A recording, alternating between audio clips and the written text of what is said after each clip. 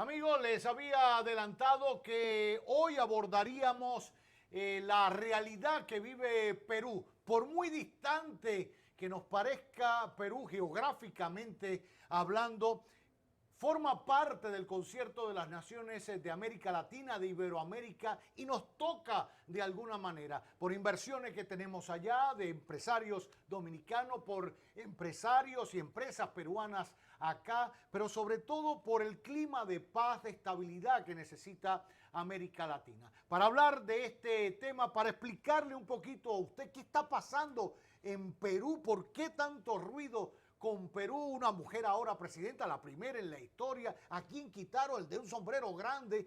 ¿Qué pasa con Perú? ¿Por qué no respira Perú tranquilidad? Me place muchísimo recibir en nuestro noticiario a un gran amigo, pero primero un gran especialista y analista de temas internacionales, politólogo, ya habitual de este noticiario y de esta planta televisora. La bienvenida a su casa de siempre, a Yaxel Román. Gracias. Muchísimas gracias. Gracias por acompañarnos, de verdad que sí, privilegio. Yaxel, vicepresidente del Centro de Análisis para Políticas Públicas, las siglas, ¿cómo se dicen? CAP. CAP.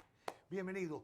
Hablémonos un poquito a manera de resumen, ¿qué está pasando en Perú? La verdad que uno quisiera llegar al fin de diciembre en una situación mucho más calmada, pacífica y tranquila con relación al vecindario, porque como bien mencionaste en tu introducción, aún no nos interesase el intercambio comercial, aún no nos interesase todo lo concerniente al clima de inversiones que hay en República Dominicana proveniente de Perú, de República Dominicana hacia Perú, la gran cantidad de especialistas en minería peruanos que hay aquí.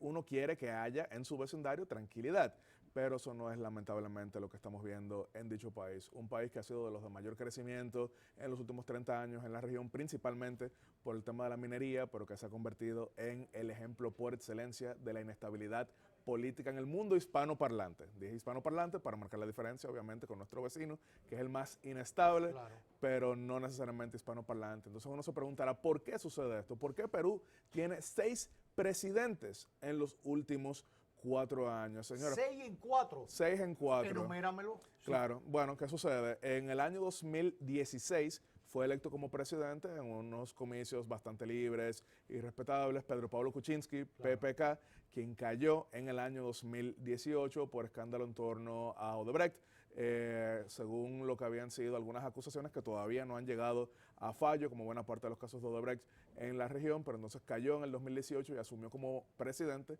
su primer vicepresidente, Martín Vizcarra. Perú tiene 2 vicepresidentes. Vizcarra, que era un outsider, era una persona que no pertenecía a lo que llaman la élite limeña, se hizo muy popular. De hecho, llegó a marcar hasta 60% en un país que eso no es común, pero después en 2020 él cayó removido por el Congreso de esa nación y asumió brevemente, estamos hablando solamente días, Manuel Merino, que eso causó grandes protestas. Él tuvo que renunciar también y asumió Francisco Sagasti. Y es así que entonces le sumamos al caso de Pedro Castillo, que resultó electo en los comicios del año pasado, los segundos comicios más cerrados en la historia de América Latina, una diferencia de solamente 0.24% entre el primer y segundo lugar. Primer lugar Pedro Castillo, segundo lugar Keiko Fujimori, y ya vimos que por un intento de disolución del Congreso, lo cual está plasmado en la Constitución, lo que no está plasmado es hacerlo en cualquier circunstancia, y lo que no está plasmado tampoco es disolver el Poder Judicial, como él intentaba. Y entonces, lamentablemente, ¿y por qué digo lamentablemente? Porque es inestabilidad, cayó Pedro Castillo y ahora tenemos a Dina Boluarte, primera vicepresidenta de Pedro Castillo y también presidenta. El sexto, que se me pasó a mencionarlo porque había sido sexto, pero también en 6 años, era Ollanta Humala, que claro, fue presidente. Sin embargo, él inmediatamente salió, también fue a prisión por el caso de Odebrecht. De manera preventiva, tampoco fue condenado, pero en Perú tienen leyes penales que permiten una prisión mucho más prolongada que República Dominicana. Él pasó 18 meses preso, igual que Keiko Fujimori. Ahora, ¿por qué el Congreso destituye a tantos presidentes en Perú? ¿Qué hay? ¿Qué autoridad tiene?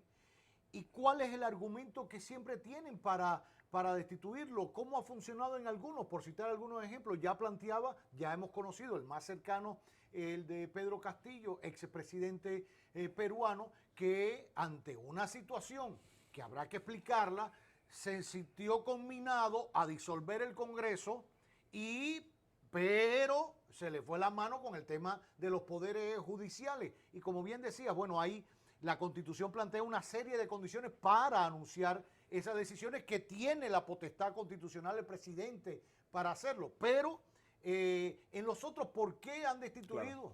Uno de los primeros outsiders exitosos en la política latinoamericana fue Alberto Fujimori, que en el año 1990 derrotó a Mario Vargas Llosa, Sí. que no era todavía Nobel de Literatura, pero es uno de los escritores más respetados. Él ganó de manera aplastante, sin embargo no tenía una mayoría legislativa, y fue de esa manera que 2 años más tarde, 5 de abril del 1992, él sí disolvió el Congreso y el Poder Judicial y gobernó por decreto. Es ahí que algunos, y eso sería otro debate, algunos comenzaron a considerarlo como un dictador, pero ¿cuál era la diferencia? Fujimori era popular. ¿Y por qué Fujimori era popular? Porque él logró establecer una narrativa de que eso era necesario para poder combatir al terrorismo de la guerrilla Sendero Luminoso, y segundo, para combatir la crisis económica que en un momento llegó a que Perú tuviera 25.000% de inflación. Entonces logró una narrativa positiva. Ese momento es el que también algunos consideran fue el inicio del fin de los partidos políticos peruanos. Hay 2 libros que quiero recomendar. Uno es ecuatoriano, tiene por nombre Sin partidos no hay paraíso, y otro que es peruano y es ¿Por qué no hay partidos políticos en el Perú?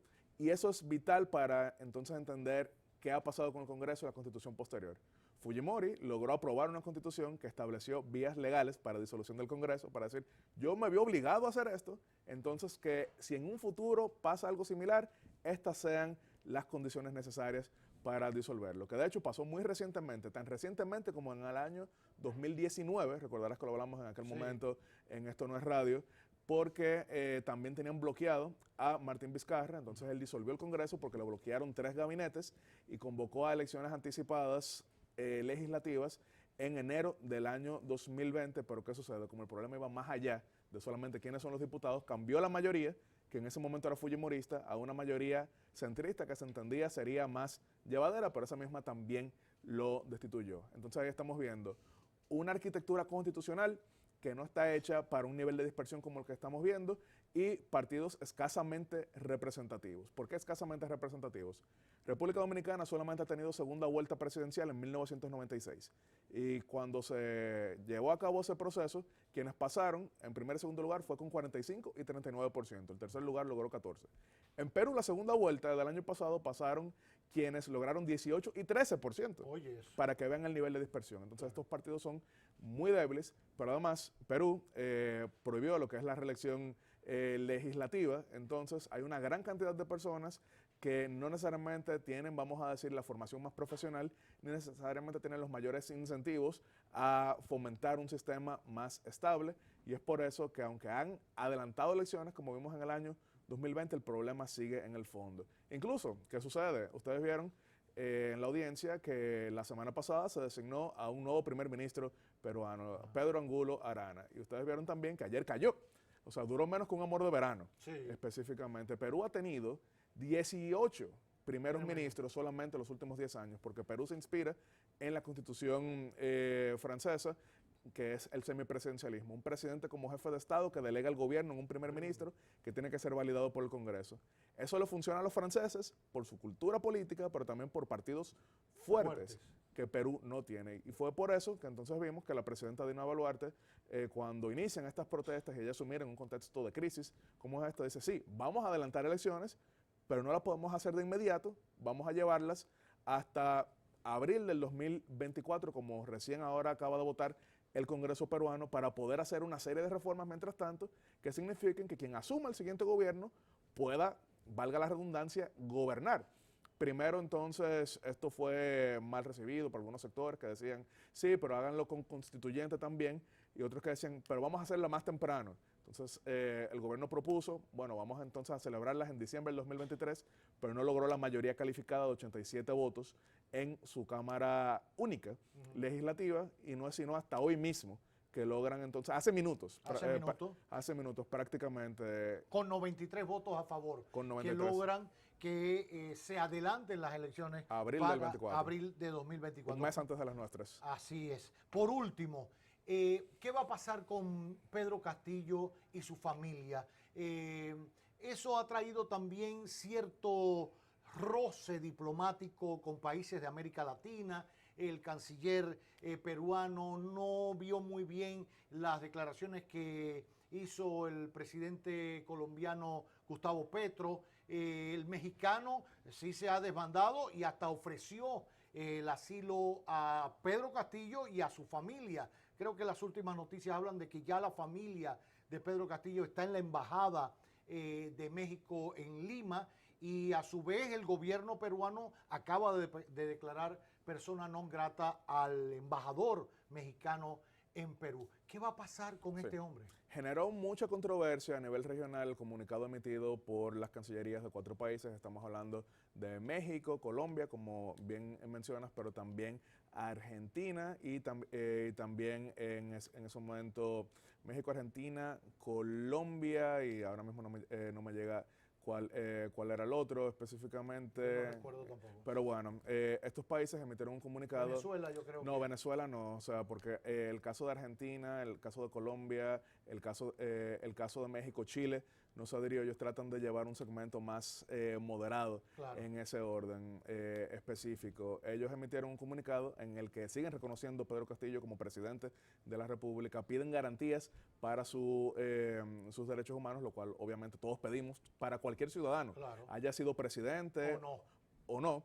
Pero entonces terminó pasando que esto fue visto como injerencia, y no solamente estos países a través de sus cancillerías se han pronunciado, sino que, como sabemos, el presidente Gustavo Petro de Colombia estuvo también ante las cámaras, donde emitió varias opiniones como si fuera analista político, y el presidente mexicano todos los días, porque tiene la mañanera, claro, donde le preguntan de absolutamente todo durante un buen tiempo, y es por eso que la Cancillería peruana acaba de declarar persona non grata al embajador de México ante Perú específicamente. Es lamentable que se haya llegado a esta situación porque, repito, yo creo que quien gobernase, Perú hubiera estado en la misma situación. Fuese Pedro Castillo o fuese Keiko Fujimori, probablemente estaríamos en una situación muy similar ahora mismo, y es por eso que apostamos siempre al fortalecimiento institucional que evite este tipo de cosas. Pero ¿qué va a pasar con él? Ya se ha pedido prisión preventiva en ese orden, pero ojalá veamos un gran acuerdo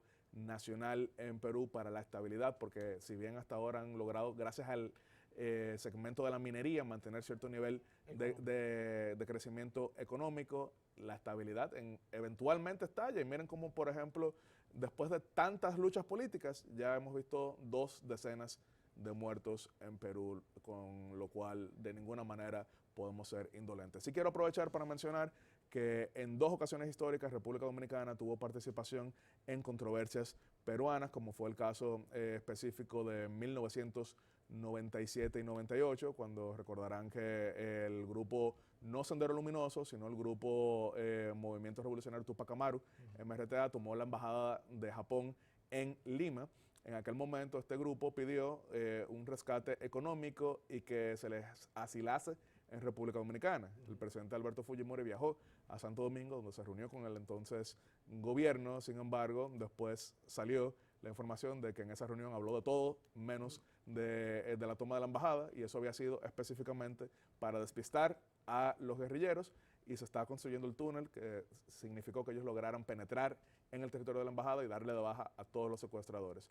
También en el año 2000, cuando fue la tercera elección controversial de Alberto Fujimori, fue designado entonces como mediador el difunto ex canciller de la República Dominicana, Eduardo Latorre, que había encabezado el periodo 96-2000, y efectivamente el 17 de agosto ya del 2000 él estaba mediando en aquel caso, pero sabemos que solamente 3 meses más tarde ya Fujimori estaba enviando su renuncia por fax. Así que estos temas no son tan ajenos a República Dominicana como uno podrá imaginarse, porque ya en dos ocasiones ahí formamos parte de todo ello. Qué bien, qué buen análisis. Creo que nos queda como lección de esta experiencia lamentable de Perú, de tantos cambios, inestabilidad de presidentes, la importancia de fortalecer nuestro sistema de partidos.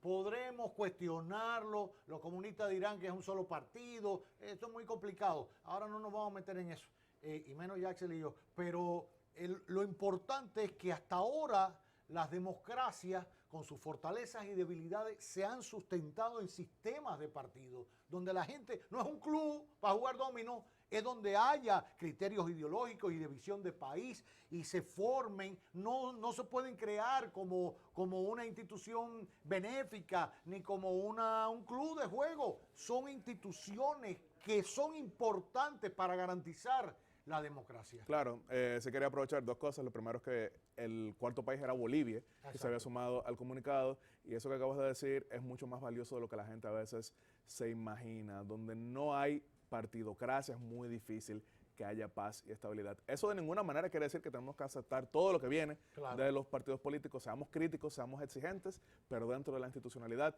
porque lo otro puede salir muy caro y no hay que irse muy lejos para verlo. Para que sepa. Gracias, Jaxel. Privilegio tener, ojalá venga más a menudo Jaxel Román, vicepresidente del Centro de Análisis para Políticas Públicas, acompañándonos en esta emisión estelar de Telenoticias.